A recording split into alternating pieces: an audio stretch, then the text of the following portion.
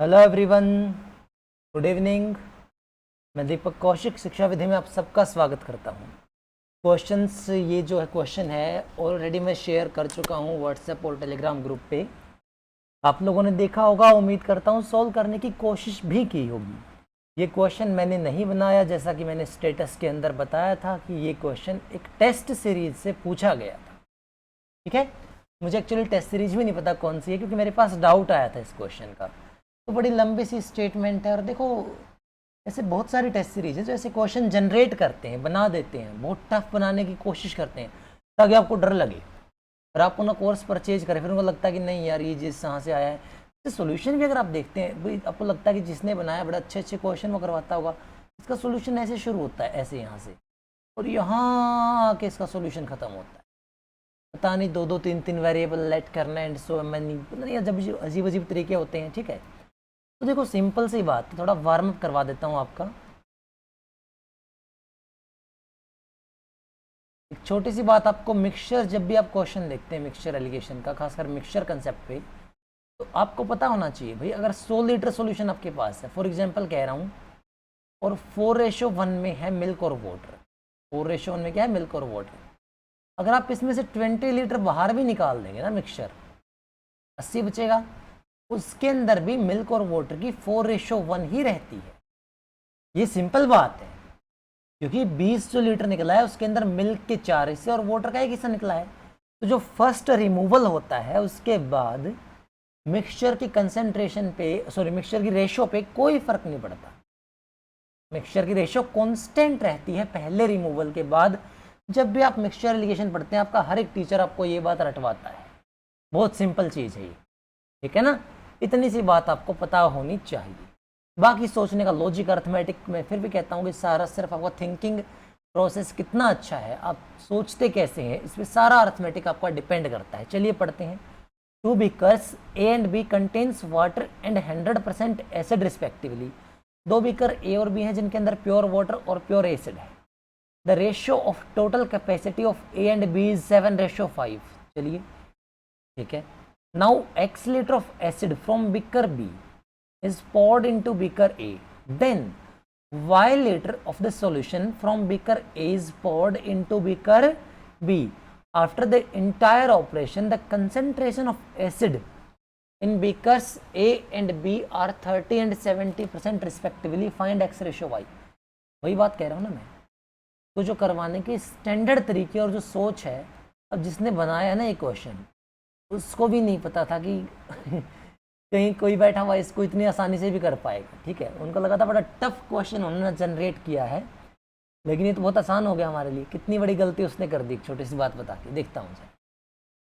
ये 500 और 700 मान लो बेटा। अब उसने कहा कि इसमें से x लीटर निकाल के उसमें डाला। बेटा शुरुआत में तो x लीटर निकलेगा, प्योर एसिड निकलेगा। ठीक है, प्योर x तो प्योर एसिड है। फिर y आएगा तो y क्या आएगा, मिक्सचर आएगा, क्योंकि जब x उसमें मिक्स हो चुका होगा मतलब एसिड मिल चुका होगा। अब ये y जो आएगा ना, ये मिक्सचर आएगा। एक छोटी सी बात समझना जरा, अगर एसिड की कंसंट्रेशन 30% है निकालने के बाद, तो 70% वाटर है, यानी कि वाटर और एसिड 7:3 में है निकालने के बाद। और बेटा अगर पहले विड्रोवल के बाद 7:3 में है, तो पहले विड्रोवल से पहले भी 7:3 में ही होंगे डेफिनेटली, क्योंकि मिक्सचर उसी रेशियो में बाहर निकलता है जिस रेशियो में वो होता है। ठीक है बेटा, तो पहले 7:3 था, तो 7 का मान 700, तो 3 का मान 300 हो गया, x तो हो गया फिक्स 300 लीटर। एक कहानी तो होगी खत्म। अब इसमें से 300 लीटर निकाला गया, मतलब ये कितना बचा, ये बचा सिर्फ 200 लीटर, और इसमें y ऐड हो गया है। इस पूरी वैल्यू का 70% है एसिड, जबकि y के अंदर तो एसिड सिर्फ 30% आएगा, क्योंकि y तो a से आ रहा है। तो एसिड कंसंट्रेशन यानी y में 40% डिफरेंस आ रहा है एसिड कंसंट्रेशन का। जबकि यहाँ देखो, ये 200 लीटर प्योर एसिड था, लेकिन अब 70% रह गया, यानी 30% फॉल हुआ बेटा एसिड। 30% फॉल का मतलब कितना हो गया इसका, 30% 60 लीटर फॉल हुआ। आप कह रहे हैं 40% का गैप आया, वो कह रहा है 60 लीटर फॉल हुआ। 40% अगर 60 लीटर है तो 100% कितना हो जाएगा, 150 लीटर। 2/5 है ना बेटा, 2 हिस्से 60 है, 5 हिस्से 150 हो जाएंगे। तो y का मान 150, x का मान 300, x/y पूछा है 2/1, यही इसका आंसर। इस क्वेश्चन में कोई भी स्पेशल बात नहीं थी। हालांकि इसको सोल्व ना कर पाना एक ठीक है कि जो खुद सोल्व करते हैं उन्होंने बनाया है तो वो आसान सोल्यूशन बेचारे बनाएं कैसे, उन्होंने सारा दिमाग तो क्वेश्चन बनाने में लगा दिया है ना, उनके लिए आसान सोल्यूशन छोटा सोल्यूशन कर पाना ही पॉसिबल नहीं है। ठीक है, एक सिंपल से लॉजिक है, फिर दोबारा बता देता हूँ, तुम्हारी आत्मा की शांति भी हो जाएगी प्लीज। ए और बी में देखो 7/5 है, 700 और 500 मान सकते। इसने कहा कि पहले इसमें से x निकाल दिया गया और वो x से मिला दिया गया, फिर इसमें से y निकाल दिया गया। अब इसमें से जब y निकला तब एसिड 30 बचा, तो मैं कहूँगा वाटर 70 बचा। एसिड और वाटर किस रेशियो में बचे? 7/3 में। तो भाई बचते तो उसी रेशियो में है जिस रेशियो में होते हैं, ये बात सिंपल है, क्योंकि मिक्सचर जिसी भी रेशियो में होता है उसी रेशियो में बाहर निकलता है, पहले ऑपरेशन के बाद उसी रेशियो में पीछे बचता है। तो इसका मतलब वो मिलाते टाइम भी 7/3 ही था, तो 7 था वाटर, लेकिन आप कह रहे हैं कि वाटर तो 700 था, एसिड 3 मिक्स हुआ ना बेटा तो 300 हो जाएगा।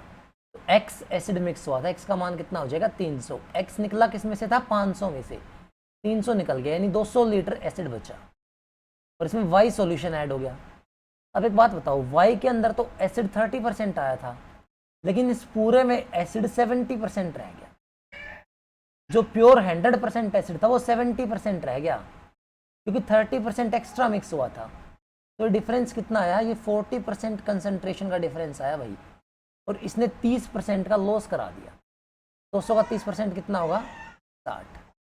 तो इस नए वाले का जो 40% है वो 60 है, तो नए वाले का 100% कितना होगा? 150। तो y 150 है और x 300 है, तो x/y आप निकाल सकते हैं 2/1। बस यही क्वेश्चन। उम्मीद करता हूँ समझ में आया होगा।